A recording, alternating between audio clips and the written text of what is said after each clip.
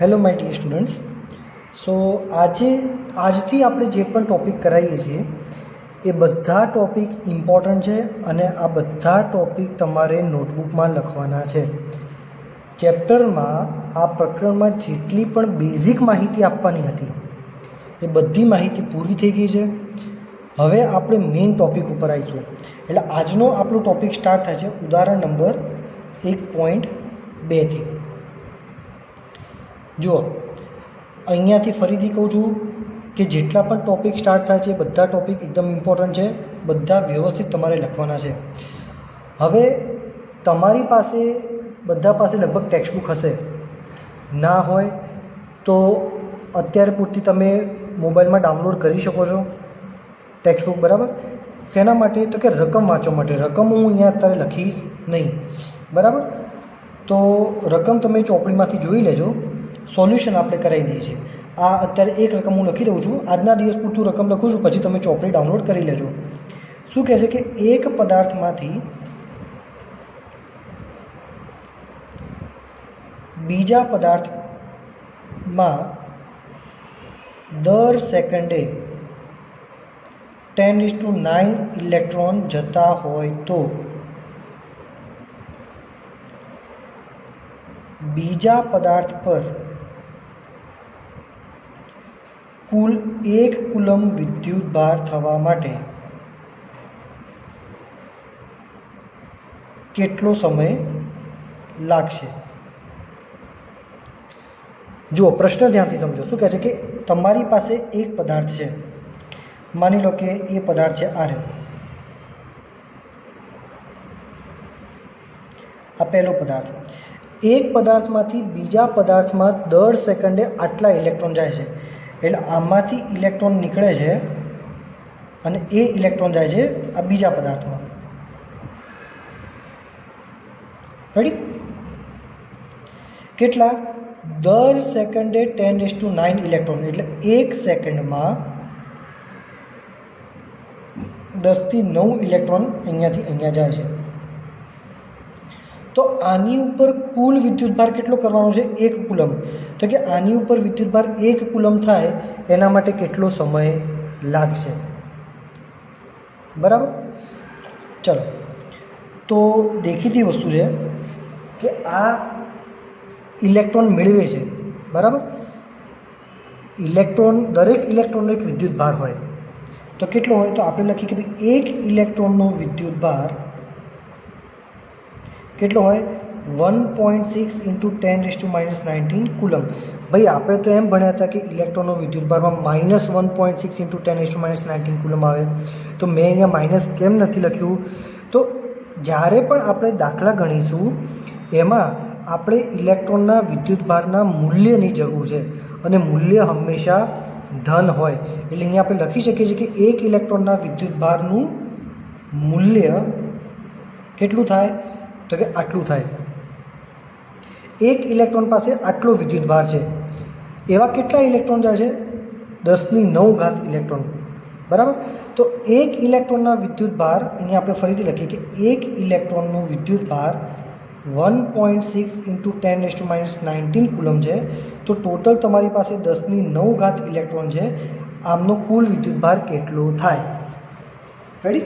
તો આને સોલ્વ કેવી રીતે કરીશું? આને ઉપર લઈ જઈએ તો કે 10⁹ ગુણ્યા 1.6 × 10⁻⁻19 એટલે જવાબમાં શું આવે?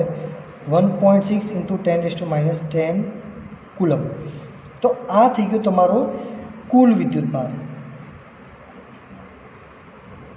આ ટોટલ કેટલા ઇલેક્ટ્રોન અહીંયા જાય છે? 10⁹. તો આ 10⁹ ઇલેક્ટ્રોનમાં આટલો વિદ્યુતભાર રહેલો છે. અહીંયા લખી શકો તમે કે 10⁹ ઇલેક્ટ્રોનમાં રહેલ કુલ વિદ્યુતભાર આટલું છે. બરાબર? હવે આ વિદ્યુતભાર કેટલા સેકન્ડમાં પ્રસ્થાપિત થયો? અહીંયા 10⁹ ઇલેક્ટ્રોન ગયા તો આટલો વિદ્યુતભાર પ્રસ્થાપિત થયો. કેટલા સમયમાં? તો કે ભાઈ 1 સેકન્ડમાં. તો આપણે હવે અહીંયાથી સ્ટાર્ટ કરીએ કે 1.6 × 10⁻10 કુલમ વિદ્યુતભાર કેટલી સેકન્ડમાં પ્રસ્થાપિત થાય છે? 1 સેકન્ડમાં. કેટલા સેકન્ડમાં? 1 સેકન્ડમાં. તો આપણે તો કુલ કેટલો વિદ્યુતભાર કરવાનો છે? 1 કુલમ. તો 1 કુલમ વિદ્યુતભાર કેટલી સેકન્ડમાં પ્રસ્થાપિત થશે? તો 1/1.6 ઇન્ટુ 10⁻10 ઇન્ટુ 1. તો આને તમે સોલ્વ કરો તો 0.625 ઇન્ટુ આ 10⁻10 ઉપર જશે એટલે થશે 10⁻10, એટલે 6.25 ગુણ્યા 10⁻10 સેકન્ડ. આટલા સમયમાં તમારે 1 કુલમ વિદ્યુતભાર પ્રસ્થાપિત થશે. ખ્યાલ આવે? બહુ સહેલું છે.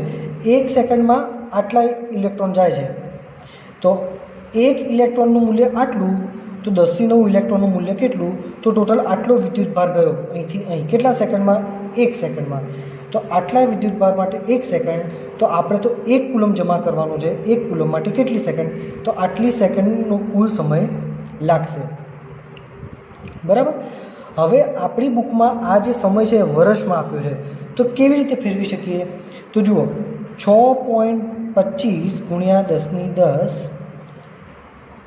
અચ્છા, આ એક પોઈન્ટ આમ લઈએ ને તો અહીંયા 10⁻10ની જગ્યાથી છે 10⁹. તો 6.25 ગુણ્યા 10⁹ ભાગ્યા, તમે પહેલાં એને વર્ષ વડે ભાગો, પછી કલાક વડે ભાગો અને પછી સેકન્ડ વડે ભાગો. તો આને સોલ્વ કરો એટલે એપ્રોક્સિમેટલી તમારે જવાબ આવે. આ એપ્રોક્સિમેટલીનો સિમ્બોલ છે 198 વર્ષ. એટલે લગભગ 198 વર્ષ લાગે ખાલી 1 કુલમ થવા માટે. તમે વિચારો કે 1 સેકન્ડમાં આટલા બધા ઇલેક્ટ્રોન જાય છે. 10⁹ એટલે કેટલા થાય ખબર છે? 1ની પાછળ 9 મિનિટ. 1 2 3 4 5 6 7 8 9. એકમ, દશક, 100, 1000, 10,000, લાખ, 10 લાખ, કરોડ, 10 કરોડ અને અબજ. 1 સેકન્ડમાં 1 અબજ ઇલેક્ટ્રોન નાખો ને તમે, તો બી 1 કુલમ કરવા માટે તમારે 198 વર્ષ જાય. એટલે 1 કુલમ તો બહુ વધારે વિદ્યુતભાર કહેવાય. રેડી? તમે જવાબ સેકન્ડમાં રાખશો તો બી પરીક્ષામાં ખોટું પડશે નહીં. અહીંયા સુધી પણ જવાબ સાચો જ કહેવાય છે. રેડી? તો આ થઈ ગયું આપણે ઉદાહરણ 1.2. હવે આપણે આગળનું ઉદાહરણ જોઈએ.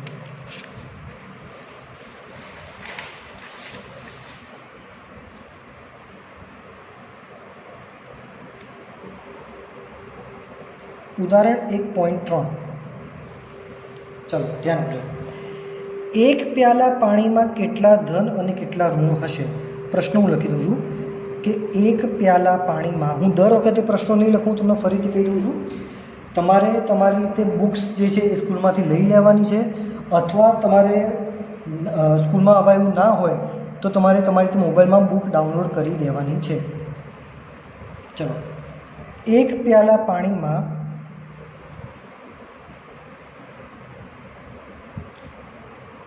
કેટલા ધન અને ઋણ વિદ્યુતભારો હશે? ચલો પ્રશ્ન ધ્યાનથી સમજો કે 1 પ્યાલા પાણીમાં કેટલા ધન અને કેટલા ઋણ વિદ્યુતભાર હોય. તો પહેલાં આપણે ઇમેજિન કરીએ કે 1 પ્યાલાનું જે પાણી છે, માની લો કે 1 પ્યાલાનું પાણી છે, એ કેટલું હશે? ધારો કે 1 પ્યાલા પાણીમાં 250 ગ્રામ પાણી સમાય છે. બરાબર? આમાં ધારો કે 250 ગ્રામ પાણી છે. હવે પાણીના એક અણુની તમે વાત કરો, પાણીનો એક અણુ એટલે કે H2O. H2O ને આપણે કેવી રીતે લખી શકીએ? 2 H છે, પહેલો હાઇડ્રોજન, બીજો હાઇડ્રોજન અને એક ઓક્સિજન. 2 હાઇડ્રોજન અને એક ઓક્સિજન ભેગા થાય ત્યારે પાણીનો એક અણુ બને છે. હાઇડ્રોજન માટે તમે શું કહી શકો છો? 1H1 અને ઓક્સિજન માટે શું કહી શકો છો? 8 ઓક્સિજન 16. નીચે જે છે એ બધાને કહેવાય પરમાણુ ક્રમાંક અને ઉપર જે છે એ બધાને કહેવાય પરમાણુ દળાંક. રેડી? તો તો એક અણુ જે છે તો એના ઉપરથી આપણે શું કહી શકીએ છીએ કે પાણીનો અણુભાર કેટલો થાય છે, બરાબર. તો જુઓ, પાણીના એક અણુનો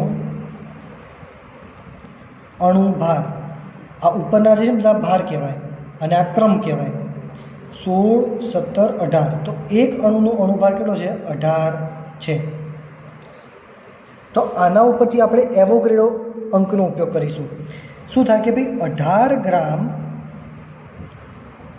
પાણીમાં કેટલી સંખ્યા હોય? 6.02 ગુણ્યા 1023. આ એવોગેડ્રો અંક છે. 18 ગ્રામ પાણીમાં આટલા અણુઓ હોય તો આપણી પાસે ટોટલ પાણી કેટલું છે? ટોટલ પાણી છે 250 ગ્રામ. તો કે 250 ગ્રામ પાણીમાં કેટલા અણુ હોઈ શકે? 18 ગ્રામ પાણીમાં આટલા અણુ, તો 250 ગ્રામ પાણીમાં કેટલા અણુ હશે?